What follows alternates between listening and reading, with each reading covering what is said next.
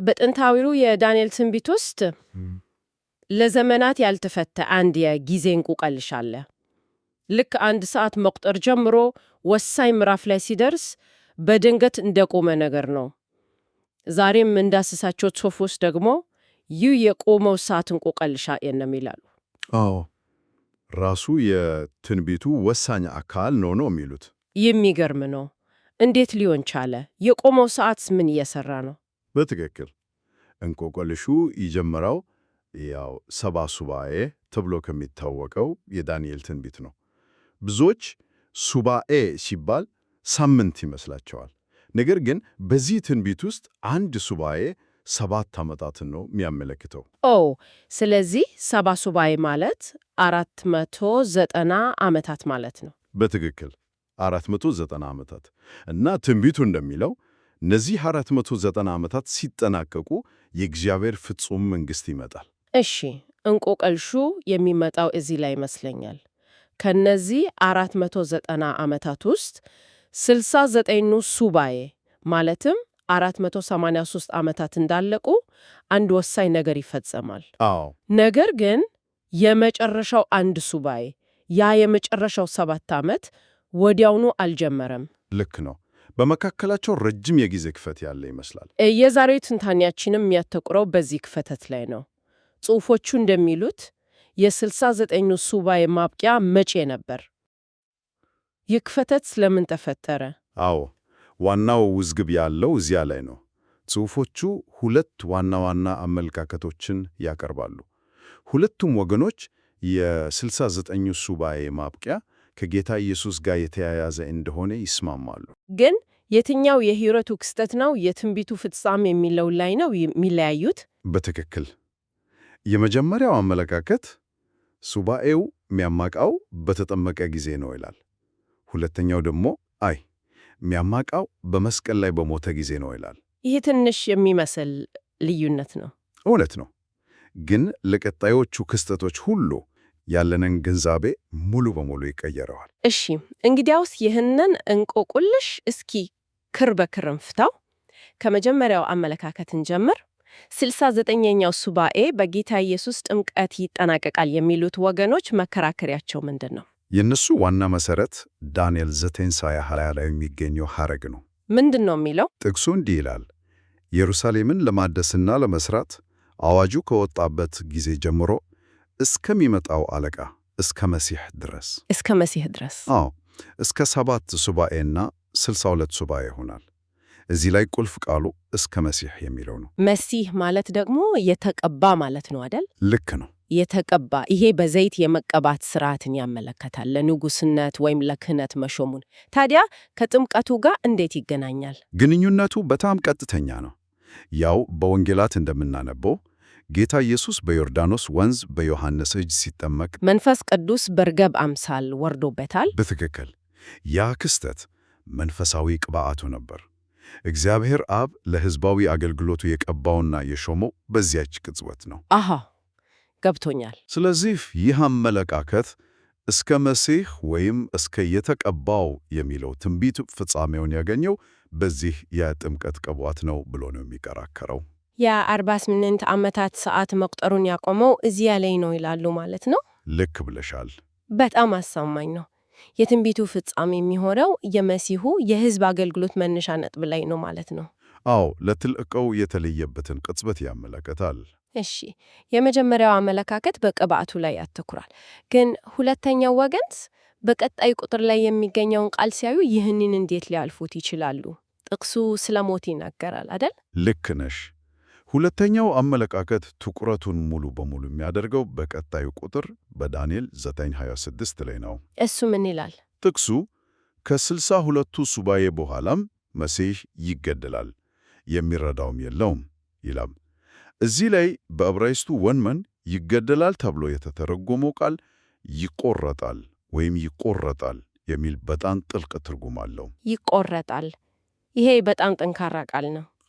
ታዲያ የዚህ አመለካከት ደጋፊዎች የ69ኛው ሱባኤ ማብቂያ ከዚህ መቆረጥ ወይም መገደል ጋር በቀጥታ የተያዘ ነው እያሉ ነው። በትክክል እነሱ እንደሚሉት የትንቢቱ ሰዓት የሚያመለክተው መሲሁ እስከሚገለጡበት ጊዜ ድረስ ብቻ አይደለም። እስከምን ድረስ ነው ታዲያ?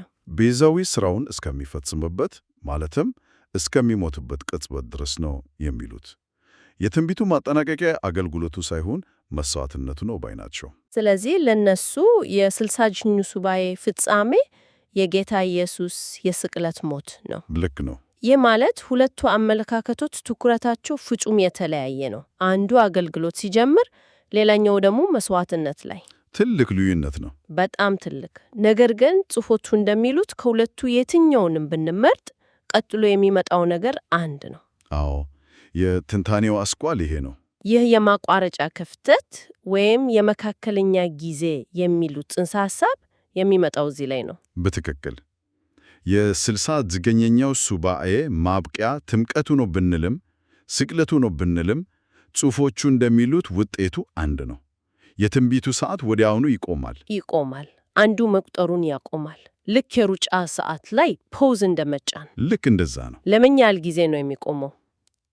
ጽሑፎቹ የመካከለኛው ጊዜ ብሎ የሚጠሩት ክፍተት ይጀምራል። ይህ በትንቢቱ የ490 ዓመታት ስሌት ውስጥ ያልተቆጠረ በመካከል የገባ ረጅም ዘመን ነው። ምን ያህል እንደሚረዝም አይታወቅም። ትንቢቱ አይገልጽም። ይህ በጣም ወሳኝ ነጥብ ነው። ስለዚህ በ69ኛው ሱባኤ እና በመጨረሻው በ70ኛው ሱባኤ ማለትም በመጨረሻዎቹ 70 ዓመታት መካከል ያልተቆጠረ ጊዜ አለ። አዎ። ታዲያ የመጨረሻው ሱባኤ የሚጀምረው መቼ ነው? የሚጀምረው ይህ የመካከለኛው ጊዜ ሲያልቅ ነው። በቀረቡት ጽሑፎች መሠረት የክስተቶቹ ቅደም ተከተል በጣም ግልጽ ነው። እስኪ እንያቸው። አንደኛ የ69ኛው ሱባኤ ማብቃት፣ ሁለተኛ ወዲያውኑ የመካከለኛ ጊዜ መጀመር። እሺ። ሶስተኛ ይህ የመካከለኛ ጊዜ ሲያልቅ የቀረው የመጨረሻው አንድ ሱባኤ ይጀምራል። ከዛስ? አራተኛ ጽሑፎቹ እንደሚሉት የመካከለኛው ጊዜ ማብቂያና የመጨረሻው ሱባኤ መጀመሪያ ላይ የአውሬው አገዛዝ ይጀምራል እና በመጨረሻ አምስተኛ ያ የመጨረሻው 7 ዓመት ሲጠናቀቅ 70ው ሱባኤ በሙሉ ይጠናቀቅና የ1000 ዓመት መንግሥት ይቋቋማል። እሺ፣ አሁን የክስተቶቹ ሰንሰለት ግልጽ የሆነልኝ ነው። ነገር ግን ይህ የመካከለኛ ጊዜ ወይም ክፍተት የሚባለው ነገር አሁንም እንቆቅልሽ ነው። እንደው በድንገት የቆመ ጊዜ ከሆነ ዓላማው ምንድን ነው? ዝም ብሎ ባዶ ጊዜ ነው? አይደለም። እዚህ ጋ ነው ጽሑፎቹ ያልተጠበቀውን ግንኙነት የሚፈጥሩት። ምን አይነት ግንኙነት? እዚህ ላይ ነው ነገሩ በጣም ጥልቅ የሚሆነው። ጽሑፎቹ ይህንን በዳንኤል ትንቢት ውስጥ ያለውን የጊዜ ክፍተት ከአዲስ ኪዳን መንፈሳዊ ዘመን ጋር በቀጥታ ያገናኙታል። ከአዲስ ኪዳን ጋር? አዎ፣ በተለይ ከበዓለ ሃምሳ ማለትም ከጰራቅሊጦስ ዘመን ጋር። ቆይ፣ የዳንኤል ትንቢት እና የበዓለ ሃምሳ እነዚህ በብዙ ሰዎች አእምሮ ውስጥ ማይገናኙ ሁለት ተለያዩ ነገሮች ናቸው። እውነት ነው። አንዱ የብሉይ ኪዳን የጊዜ ትንቢት ነው። ሌላኛው ደግሞ ከክርስቶስ ዕርገት በኋላ የጀመረው የቤተ ክርስቲያን ዘመን። ጽሑፎቹ አንዱን የትንቢት ክፍተት ከሌላው መንፈሳዊ ዘመን ጋር በቀጥታ ማገናኘታቸው በጣም ያልተለመደና ደፋር አተርጓጓም ነው። እንዴት ነው ግንኙነቱን የሚገነቡት? ግንኙነቱን የሚገነቡት በሁለቱ ጊዜያት መጀመሪያና መጨረሻ ላይ ነው። ሁለቱም በአንድ ወቅት ተጀምሮ በአንድ ወቅት እንደሚጠናቀቁ ያስረዳሉ። እንዴት? የ69ኛው ሱባኤ እንዳለቀና የትንቢቱ ሰዓት እንደቆመ ወዲያውኑ የመካከለኛው ጊዜ ተጀምሯል። በተመሳሳይ ሰዓት የበዓለ ሃምሳ ዘመን የጀመረው መንፈስ ቅዱስ በሐዋርያት ላይ በወረደ ጊዜ ነው። አሃ፣ ስለዚህ ሁለቱ ጊዜያት ተጋጥመው ነው የጀመሩት። በትክክል። እሺ፣ አብረው ጀመሩ። ግን የግንኙነት ከዚህ በላይ የተለቀ ትርጉም አለው። ጽሑፎቹ ይህንን ክፍተት የግብርና ዘመን ብሎ እንደሚጠሩት አንብቤ አለው። ልክ ነሽ። ይህ ምን ማለት ነው? ይህ ዘመን ዓላማ የሌለው ባዶ ጊዜ ሳይሆን ንቁ የሆነ መንፈሳዊ የእርሻ ወቅት እንደሆነ ያስተምራሉ። እና ይህንን ለማስረዳት የፊተኛው ዝናብ እና የኋለኛው ዝናብ የሚለውን መጽሐፍ ቅዱሳዊ ዘይቤ ይጠቀማሉ። የፊተኛው ዝናብ እና የኋለኛው ዝናብ፣ እነዚህ በእስራኤል የእርሻ የቀን መቁጠሪያ ውስጥ ወሳኝ ወቅቶች ናቸው አይደል? አዎ፣ በጣም ወሳኝ ናቸው። የፊተኛው ዝናብ ዘር ለመብቀል፣ የኋለኛው ደግሞ ለመብሰልና ለመከር አስፈላጊ ነው። ታዲያ ይህንን ከመንፈሳዊው ዘመን ጋር እንዴት ያገናኙታል? ግንኙነቱ እንዲህ ነው የተቀመጠው። በበዓለ ሃምሳ መጀመሪያ ላይ መንፈስ ቅዱስ እንደ ፊተኛው ዝናብ ወርዷል። እሺ። ይህም የሐዋርያትን ቤተ ክርስቲያን አስገኝቷል። ጽሑፎቹ እነዚህን ቅዱሳን የመንፈስ በኩራት ብሎ ይጠሯቸዋል። የመጀመሪያው ፍሬ። አዎ፣ የመጀመሪያው ፍሬ። ይህ የግብርናው ዘመን መጀመሪያ ነው። በጣም አስደናቂ ነው። ታዲያ የኋለኛው ዝናብስ? ጽሑፎቹ እንደሚሉት በዚህ በበዓለ ሃምሳ ዘመን መጨረሻ ላይ መንፈስ ቅዱስ እንደገና እንደ ኋለኛው ዝናብ በኃይል ይመጣል። እነሱ ምን ያደርጋል? ይህም ደግሞ ሌላ የመከር ቡድን ያስገኛል። እነዚህም ከሰው ልጆች መካከል የተዋጁ በኩራት ተብሎ ተገልጸዋል። የመጨረሻው መከር ማለት ነው። በትክክል። ስለዚህ ይህ ሙሉ የመካከለኛ ጊዜ ወይም ክፍተት እነዚህን የበኩር ፍሬዎችን የማብቀል የማሳደግና የማብሰል ዓላማ ያለው የግብርና ዘመን ተብሎ ይገለጻል። ይህ አስደናቂ እይታ ነው። በዚህ ትርጓሜ መሰረት ላለፉት 2000 ዓመታት የቆየው የቤተ ክርስቲያን ዘመን እንዲሁ በታሪክ ውስጥ የተከሰተ ነገር አይደለም። በትንቢቱ የጊዜ ሰሌዳ ውስጥ ሆን ተብሎ የተፈጠረ የእርሻ ወቅት ነው። ልክ ነው። የትንቢቱ ሰዓት የቆመው ለምክንያት ነው። ይህም መንፈሳዊ መከር ለመሰብሰብ በጣም ጥልቅ አንድምታ አለው። አዎ፣ በጣም። እንግዲያውስ ይህ የግብርና ዘመን ሲያልቅ ምን ይከሰታል? ከበዓለ ሃምሳ ወደ መጨረሻው ሱባኤ የሚደረገው ሽግግር እንዴት ነው የሚከናወነው? ያ የቆመው ሰዓት እንደገና መቁጠር የሚጀምረው መቼና እንዴት ነው? ሽግግሩ ድንገተኛ ክስተት አይደለም። ይልቁንም በትንቢታዊ ምልክቶች ታጀበ ነው። ጽሑፎቹ እንደሚያስረዱት የበዓለ ሃምሳ የግብርና ዘመን ሲያበቃ ቀጥሎ የሚመጣው የመለከት በዓል ነው። ልክ ነው። ይህ ሽግግር የሚበሰረው በመለከት ድምፅ ነው። መለከት፣ ይሄ በራእይ መጽሐፍ ውስጥ ከሚነፉት 7ቱ መለከቶች ጋር ግንኙነት አለው? አዎ፣ በቀጥታ የተያያዘ ነው። ጽሑፎቹ እንደሚሉት 6ኛው መልአክ መለከቱን ሲነፋ የበዓለ ሃምሳ ዘመን ያበቃል እና የመጨረሻው አንድ ሱባኤ ይጀምራል። በትክክል። ያ የቆመው የትንቢት ሰዓት ከ2000 ዓመታት በላይ ከቆመበት እንደገና መንቀሳቀስ ይጀምራል። የሚገርም ነው። ታዲያ የ6ኛው መለከት መነፋት በምድር ላይ ከሚታይ ክስተት ጋር ይጋጠማል። አዎ። የኋለኛው ዝናብ ያፈራቸው ፍሬዎች መብሰላቸውን በምን እናውቃለን? አዎ፣ ይገጣጠማል። የ6ኛው መለከት መነፋት የመጨረሻዎቹ የበኩር ፍሬዎች ከመገለጣቸው ጋር በአንድ ጊዜ የሚሆን ክስተት ነው። ያ የኋለኛው ዝናብ ያፈራቸው ፍሬዎች ሙሉ በሙሉ ሲበስሉና ሲታዩ የግብርናው ዘመን ያበቃል ማለት ነው። እና ይህንን ከሌላ የራእይ ክፍል ጋር ያገናኙታል?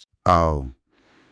ጽሑፎቹ ይህንን ክስተት በራእይ መጽሐፍ ውስጥ ከተጠቀሰው ሌላ ክስተት ጋር ያገናኙታል።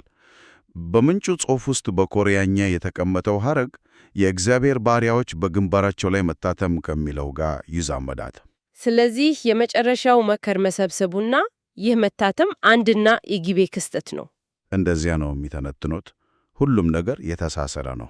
እንግዲህ ከአንድ ጥያቄ ተነስተን ማለትም የ69ኙ ሱባኤ ፍጻሜ ምንድን ነው ከሚለው በእነዚህ ጽሑፎች መሰረት እስከ 1000 ዓመት መንግስት ድረስ የሚዘልቅን የክስተቶች ሰንሰለት ተመልክተናል። አዎ።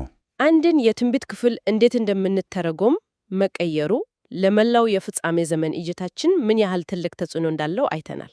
እውነት ነው።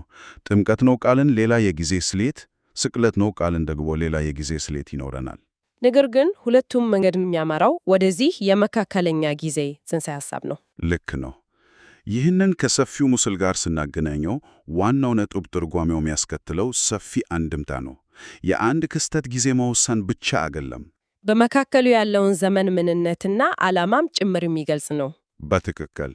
ይህ የግብርና ዘመን የሚለው አገላለጽ ይህ ክፍተት አንዲሁ በከንቱ የሚያልፍ ጊዜ ሳይሆን የተለየ መንፈሳዊ ዓላማ ያለው ወቅት መሆኑን ያሳያል። የፍጻሜው ክስተቶች ከመምጣታቸው በፊት መከናወን ያለበት አንድ አስፈላጊ ሥራ እንዳለ ይጠቁማል።